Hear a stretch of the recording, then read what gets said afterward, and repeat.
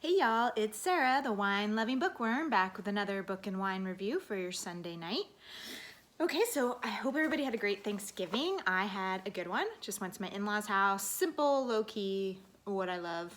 And then I ran a turkey trot on Thanksgiving morning, which is my tradition, and I won first place in my age group, so I'm super duper excited. Oh yeah, and I'm wearing my Las Vegas Run the Strip at Night from our half marathon we did earlier in the month. Yeah, so it was a good Thanksgiving, and then we went to watch the UCF game on Friday, and they beat USF, and if you're not from Florida, you know that is or if you are from Florida, you know that's kind of a rivalry. If you're not from Florida, it is, take my word for it. And then today we decorated the house, and we put up the Christmas tree. I'll show you. See, it's right next to me. Oh, it's so pretty. I'm not the biggest Christmas person. I like Christmas, but I hate the materialism, and I hate the like buy and all that stuff. I can't stand that. But I love the decorations. I love the lights. I love the the movies and the carols and drinking cocoa and all that stuff. So I love that part of it. So I wouldn't say it's my favorite holiday, but I do love the lights and the decorations. Okay, so back to the grind tomorrow. Work. I've been off since Wednesday, so that's gonna be hard, but I like my routine, so I'll get used to it. So on to the wine. Today, I decided to go back to my roots with red, and I picked a Chateau Saint Michel Merlot. It's Indian Wells is written across it. Not really sure what I'm trying to figure out if, Indian Wells, a warm vineyard site. That's interesting. I guess it's a different site than their regular one. No, that's Kendall Jackson, never mind. But whatever, they don't really explain it too well. So let's give it a shot, and I have my UCF wine glass. Go Knights.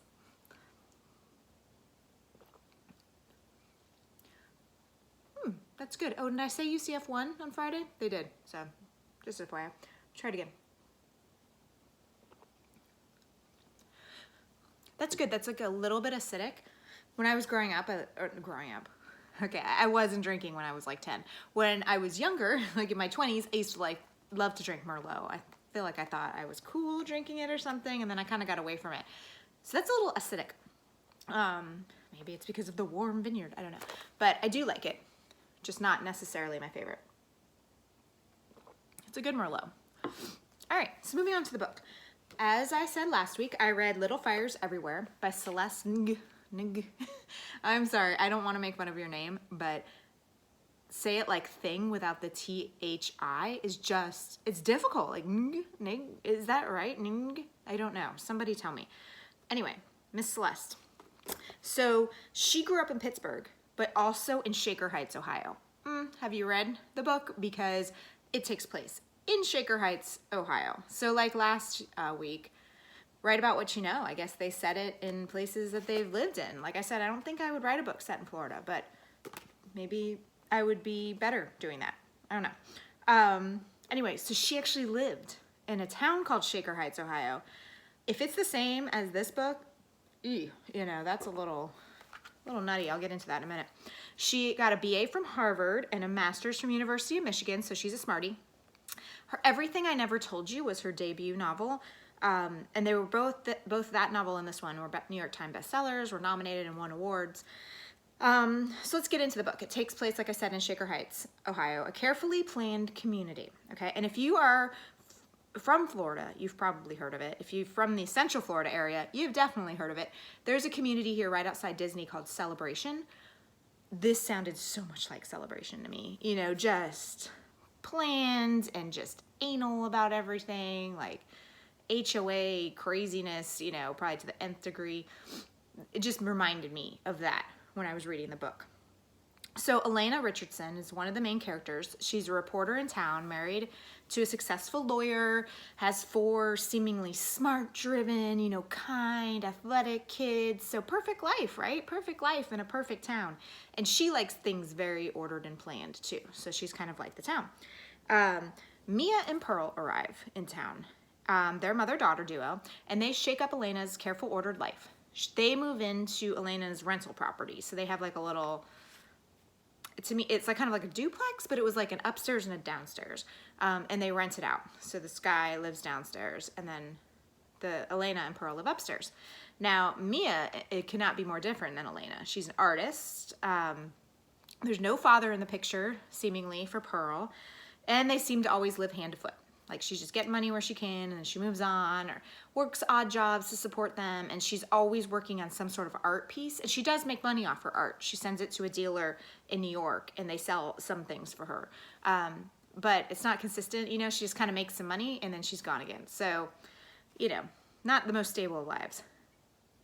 Pearl has always been okay with this arrangement, but when she starts hanging out with the Richardson children and being over at their house, she's kind of longing for that more stable life. She kind of sees what they have and almost wants Elena maybe as her mom, although she is pretty close to Mia. It's just a different life, and for the first time, she kind of wants that stability and that grounding.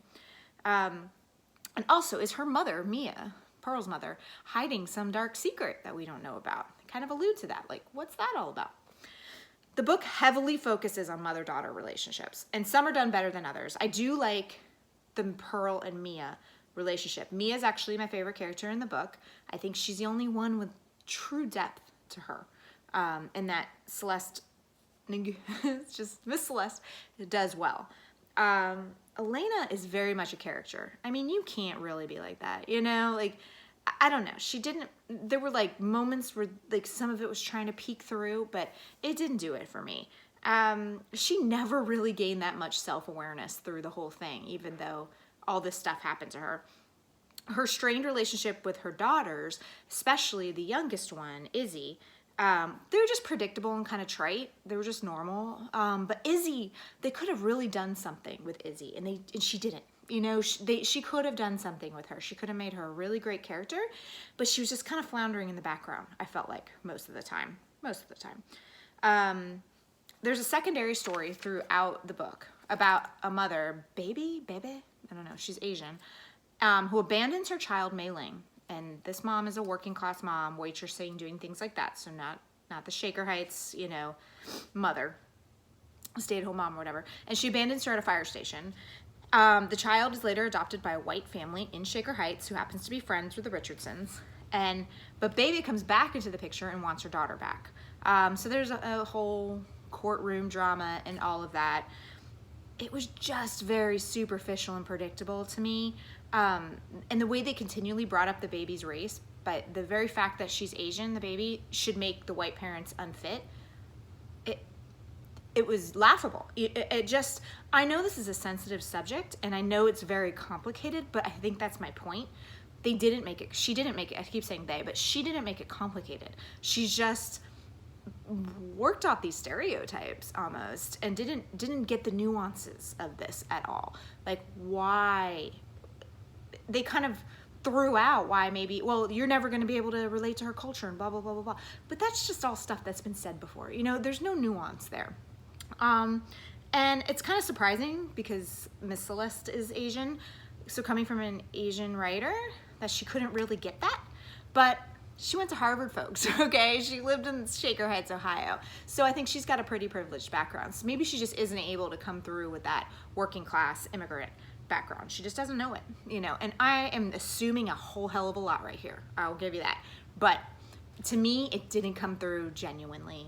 They were all just kind of stereotypes. The white couple, baby, the immigrant, Asian. It was all very stereotypical to me. The title was both literal and figurative, you will find out. Little fires everywhere. But figuratively, the moms, especially Elena, really didn't know what was going on in her daughters' lives.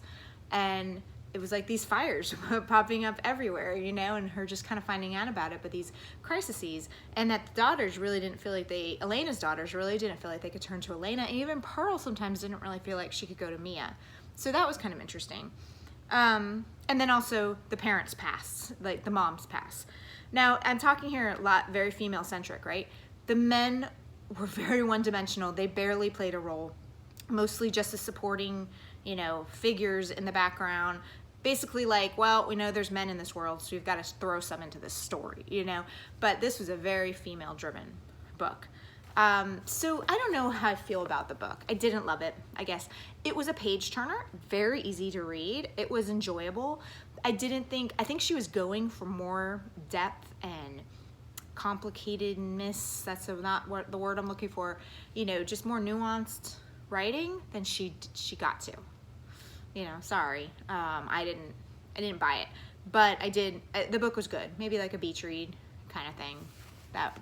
That's what I would recommend it as. Now, I did read the synopsis for Everything I Never Told You, which is her other book, and I'm actually interested in reading that. Even though I just read this and I don't know that she can do nuances, and that book probably needs nuances too, just from the description, I am interested in reading it. I don't know what to read next, so I don't have my book because I am a little bit, I joined this club called First Editions Club, where they send you the first edition of a new book and the author signs it, one a month. And I really expected to get mine like weeks ago, and it's not here yet. So I have to call them tomorrow and see what's going on. But I wanted to read that one. It was The Boat to Tangier. I don't know the author, but that was the name of the book. And that's the one I was planning on reading, and now it's not here. So I don't know exactly what to do yet. If you guys have any suggestions, throw them out, and I'll try to get it tomorrow so I can read it. So anyway, I guess that's it. So Little Fires Everywhere. You know, it was okay. Like if you kind of think you'd like the premise and like the story just as I've outlined it, then maybe pick it up. But don't expect some kind of, you know, literary giant here. It just wasn't. And Chateau St. Michel, Merlot, Indian Wells. Again, okay. You know, maybe I picked the right wine to go with the right book tonight. But let's give it another shot before I sign off. Yeah, that's good. You know, it's kind of like that, you know, simple, easygoing wine for a simple, easygoing book, right? Okay, guys, send me your suggestions for another book to read. Subscribe to my YouTube channel, follow me on Instagram, and I hope you have a great week. I will see you next Sunday. Cheers.